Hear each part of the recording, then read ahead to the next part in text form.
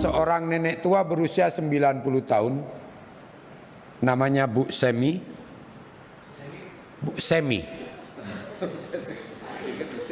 Tadinya saya mau bilang Ibu Semi itu 90 tahun tetapi fisik dan pendengarannya cukup bagus. Malah penglihatannya mungkin lebih bagus dari saya. Karena saya sudah menggunakan kacamata, ibu itu tidak. Dia hidup sebatang kara di Magetan, Bu. Sebenarnya sudah pernah saya kirim di grup dan langsung mendapat respon memang dari Pak Pepen kalau nggak salah. Hidup sebatang kara dan dia harus menghidupi dirinya sendiri dengan bekerja membuat lempeng itu, kerupuk lempeng itu dengan bayaran Rp5.000 dan itu tentu tidak cukup untuk menghidupi dirinya.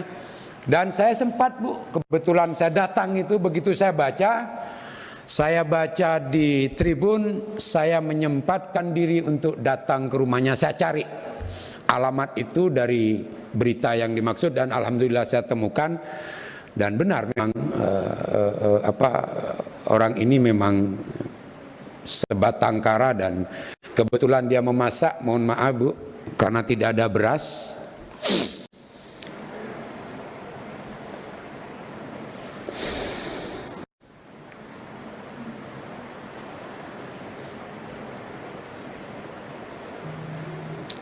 Dia harus memakan tahu dan kacang panjang yang direbus tanpa menu apapun.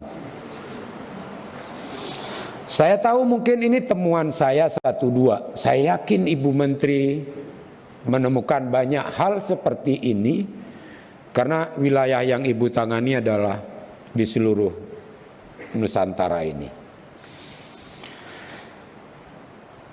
Sementara Bu, cerita dari Bu Semi ini saya langsung dan rekamannya saya rekam semua. Yang kasihan itu dia seringkali melihat tetangganya menerima beberapa kali bantuan.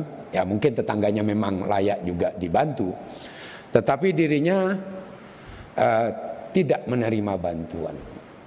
Nah, supaya tidak panjang Bu Menteri, artinya begini, hal-hal seperti ini tentu banyak Ibu temukan. Sementara di sisi yang lain, di desa yang sama, saya karena harus menyelidiki itu, ada orang yang menurut informasi teman saya di lapangan yang tidak berhak menerima, dia mendapat bantuan.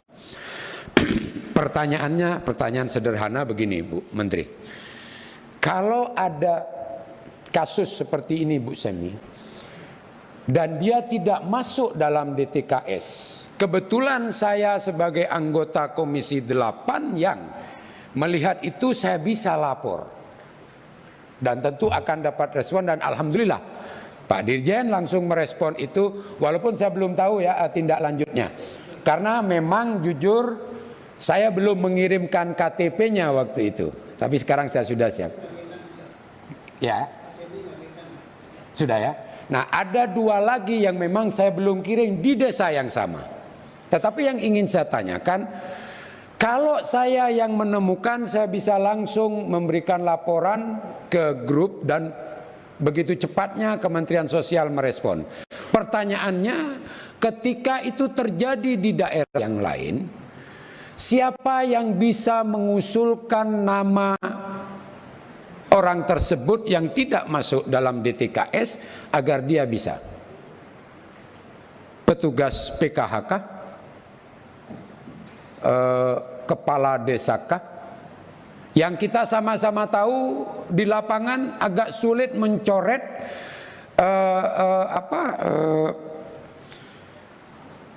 KPM yang sebenarnya sudah tidak layak menerima, tapi dia tetap menerima, dan ketika harus dikeluarkan ini ada banyak hal yang menyebabkan mereka tidak berani. Entah itu ancaman, entah itu kepala desa tidak berani mencoret KPM yang sudah mampu dan tidak layak menerima, tetapi dia masih tetap menerima dan tidak bisa dicoret. Tetapi saya harus juga memberikan apresiasi kepada Kementerian Sosial bahwa problem utama di Kementerian Sosial sejak ke menteri-menteri sebelumnya ini kan memang persoalan DTKS.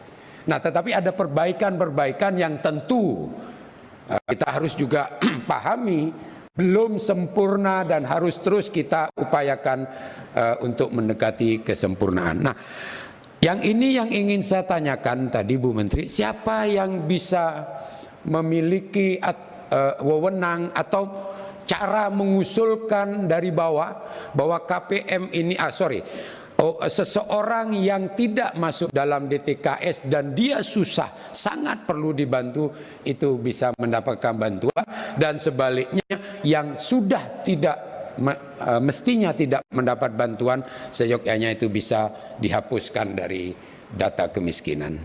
Demikian yang bisa saya sampaikan. Dan jujur terakhir Bu Menteri, penutup, saya nggak bisa bayangkan, saya kan wilayah saya terbatas Bu, yaitu dapil saya hanya beberapa kabupaten. Saya waktu peristiwa saya datang ke rumah Bu Semi, jujur Bu Menteri, ini saya nggak butuh pujian. Saya menyampaikan apa adanya. Waktu saya datang ke rumah Bu Semi itu, saya melihat wajah Bu Menteri di sana. Ini bulan puasa, saya tidak berbohong Bu. Yang ingin saya sampaikan, saya melihat wajah Ibu Menteri karena saya hanya wilayah yang saya tangani itu hanya 4-5 kabupaten, sementara Bu Menteri itu di seluruh Indonesia. Oleh karena itu saya tidak ingin pujian.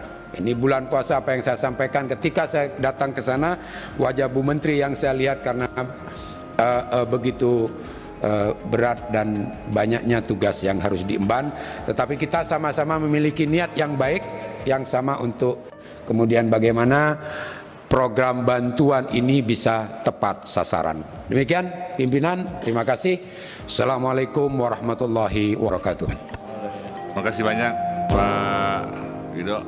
Selanjutnya pimpinan Pak Marwan dulu ya.